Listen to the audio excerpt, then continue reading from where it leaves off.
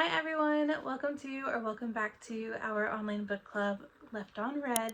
So this week was our first week of book club and we decided to read An English Garden Murder by Katie Gale. Now if you're not finished or you haven't read it, that is perfectly fine. Just pause the video, finish your book, read the book if you want to, and then come back later. We'll still be here. But reminder before you go, if you're gonna go, our book for next week or literally this week is Howl's Moving Castle by Diana Wynne Jones. So if you're interested in reading this book, highly recommend getting a copy, audiobook, whatever you want to do. Hardcover is really pretty, so I recommend getting a hardcover. But that'll be our book for this next week. Okay, if you haven't read the book, sorry. If you haven't finished, spoilers are ahead. Spoiler warning, you have been warned. There are going to be spoilers. Okay, so finish reading your book and we'll see you in a little bit. So a couple questions for this book. Did you enjoy reading this book, first of all? I thoroughly enjoyed reading this book. I love murder mysteries. I have a ton on my shelf back there, but especially this one, I was able to just sit back and relax and enjoy visually watching Julia Bird make her way through her theories and accusations of whodunit. And I love doing that because usually with murder mystery books, I am sitting here trying to figure out who done it before the book even ended. So it was nice being able just to sit back and relax and join in with the main character, Julia Bird, on these little murder mystery hunts. So yeah, thoroughly enjoyed this book. Highly recommend it. Like I said, if you haven't finished reading it or if you haven't read it, what are you doing here? Go read it. Question number 2. Did you solve the mystery before the end of the book? Before the final reveal? I did not. I just said I really enjoyed just sitting back and reading this book as is and not trying to figure out anything in advance, whereas I usually do, but for some reason this was just so cozy. I even made myself a cup of blueberry lavender tea and just sat there and read this book. They talked about tea a lot in this book and I really wanted a cup. But yeah, no, I really didn't attempt to try. There were a couple points where they had mentioned the mailman where he was late for his shift, or he was seen at the lake, or he was looking very pale and spaced out. But, you know, daily life and learning in your small country village that there had been multiple murders, you know, that would kind of upset me too and get me a little scared and off of my daily routine just a little bit. So other than that, I was going along with Julia and just accusing when she had her theories roll out. I was like, yep, that's who did it. Nope, they have an alibi. So yeah, no, I did not. Question number 3. What character did you relate to the most? I would say Julia Bird, but I am not a nosy person. I do not input myself into people's lives.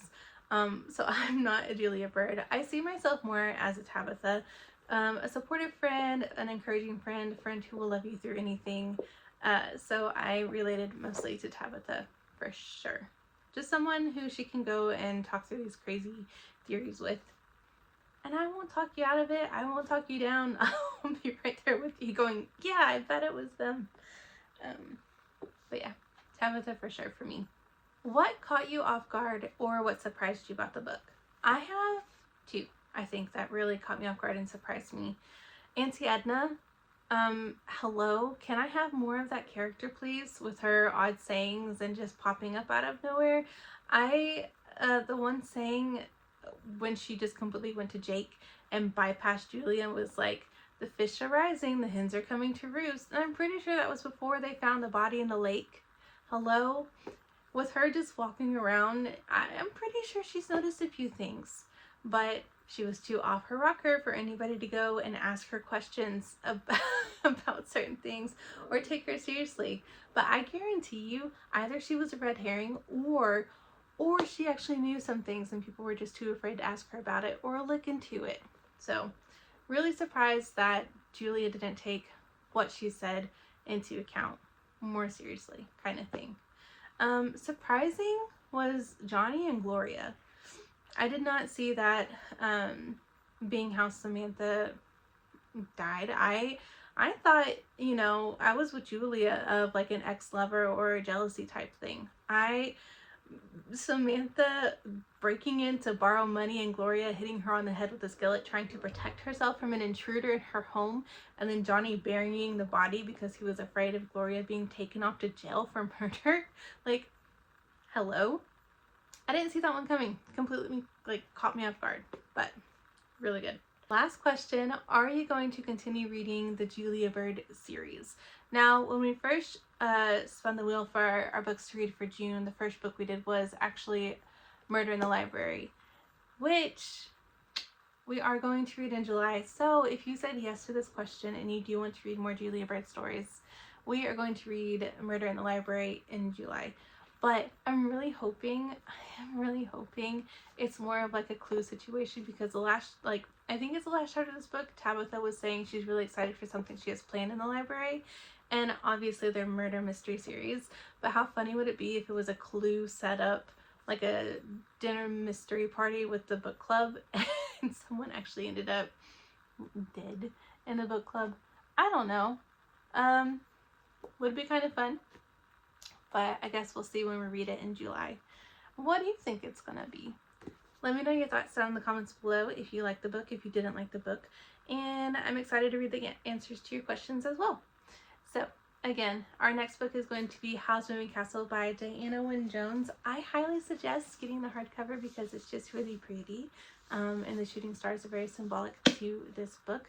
But if you're an audiobook person, that's fine, or a paperback, you know, y'all do what you gotta do. I prefer physical copies myself. So thanks for tuning in. Thank you for reading with me. We're gonna have a lot of fun. It's gonna be great, and I'm excited for the stories to come. But have a good week. Enjoy your books and enjoy your reading, and I will see you next week. Okay, bye.